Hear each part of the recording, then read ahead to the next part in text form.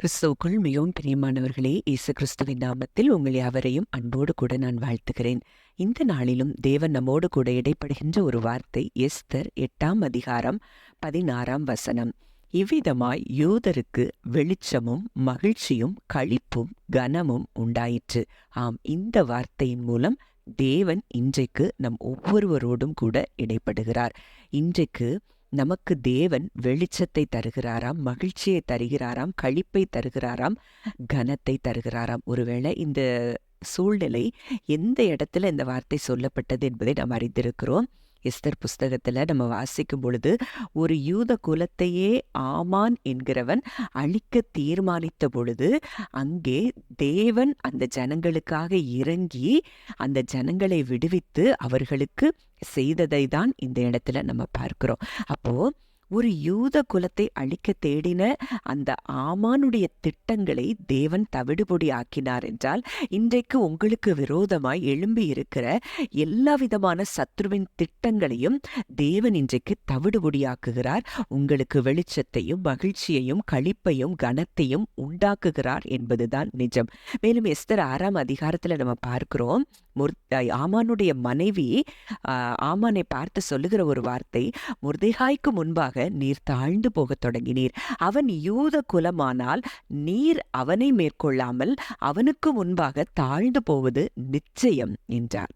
அப்போ அந்த இடத்துல நம்ம பார்க்கிறோம், அவ யூத குலமானால், அப்போ ஒரு மனிதன் தேவனால் ஆசீர்வதிக்கப்பட்டவன், தேவனால் தெரிந்து கொள்ளப்பட்டவனாய் இருப்பானால் அவனுக்கு முன்பாக மற்ற எல்லாம் தாழ்ந்து போவதுதான் நிச்சயம்.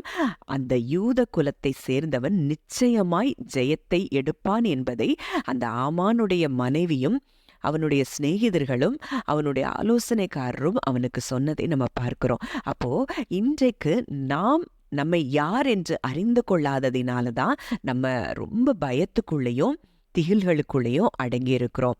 அப்போ இன்றைக்கு உபாகம் 14:2 சொல்லப்பட்டிருக்கிற ஒரு வார்த்தை, நீங்கள் உங்கள் தேவனாகிய கர்த்தருக்கு பரிசுத்தமான ஜனங்கள், பூமியின் மீது எங்கும் உள்ள எல்லா ஜனங்களிலும் உங்களையே கர்த்தர் தமக்கு சொந்த ஜனங்களாய் இருக்க தெரிந்து கொண்டார். ஆமா, இப்படிப்பட்ட ஒரு சொந்த ஜனங்களாய் இருக்க தெரிந்து கொள்ளப்பட்ட ஜனங்கள் தான் அந்த யூத ஜனங்கள். வசனம் சொல்லுது, இஸ்ரவேலை ஆசீர்வதிப்பதே கர்த்தருக்கு பிரியம் என்றும் உங்களை தொடுகிறவன் அவருடைய கண்மணியை தொடுகிறான் என்றும் சொல்லி வேதம் சொல்லுகிறதை நம்ம பார்க்கிறோம். அப்போ இன்றைக்கு அவரால் தெரிந்து கொள்ளப்பட்ட ஜனங்களுக்கு முன்பாக மற்ற காரியங்கள் எல்லாம் தாழ்ந்து போவது நிச்சயம் என்றால், இன்றைக்கு நீங்களும் நானும் அவரால் தெரிந்து கொள்ளப்பட்டவர்கள் என்பதை வேதம் தெளிவாய் சொல்லுகிறது.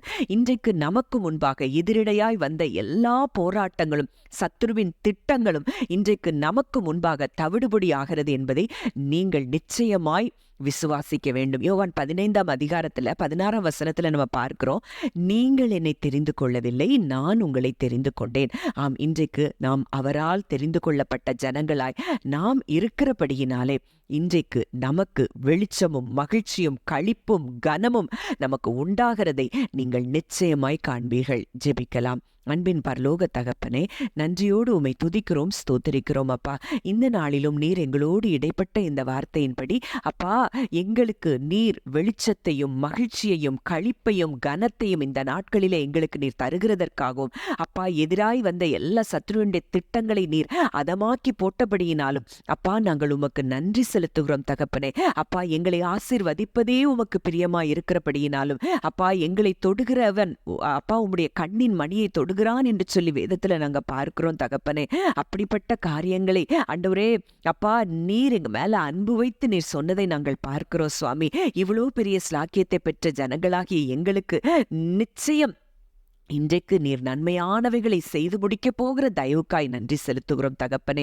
அப்பா, நிச்சயம் அப்பா எங்களுடைய முடிவு அப்பா நிச்சயமாகவே முடிவு உண்டு, உன் நம்பிக்கை வீண் போகாது என்று சொன்னபடி அப்பா, நாங்கள் நெடுங்காலம் காத்திருக்கிற எல்லா காரியங்களுக்கும் கர்த்தர் நீ நன்மையான முடிவுகளை தருகிறபடியினால் நன்றி செலுத்தி உம்மை துதிக்கிறோம். அப்பா, உம்முடைய கரங்களிலே எங்களை தாழ்த்தி ஒப்புக் கொடுக்கிறோம்.